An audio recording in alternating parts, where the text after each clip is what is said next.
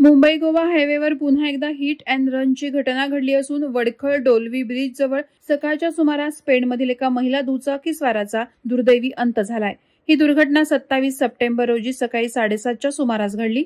रोजच्या प्रमाणे आपली ज्युपिटर स्कूटी घेऊन कोलाडच्या दिशेने निघालेल्या नलिनी प्रवीण म्हात्रे या महिलेला अज्ञात वाहनाने जोरदार ठोकर दिली। क्षणात झालेल्या या धडकेत त्या खाली कोसळल्या आणि डोक्याला गंभीर इजा झाली। मदतीचा एकही हात पुढे येण्याआधीच त्यांचे जीवन कार्य थांबले। अपघात घडताच संबंधित वाहन चालक वेगाने पसार झाला असून पोलिसांनी त्याचा शोध सुरू केलाय। सागर सोसायटीत राहणाऱ्या नलिनी यांच्या निधनामुळे संपूर्ण परिसरात हळहळ व्यक्त होत आहे। वडखळ पोलीस ठाण्यात नोंद करण्यात आली असून पोलीस निरीक्षक संतोष जाधव यांच्या मार्गदर्शनाखाली पोलीस उपनिरीक्षक योगिता सांगळे तपास करत आहेत। मुंबई गोवा हायवेवर गेल्या काही महिन्यात अपघातांचं प्रमाण चिंताजनक पद्धतीने वाढलंय। विशेषतः हिट अँड रनच्या घटना मोठ्या प्रमाणावर घडताना दिसतात।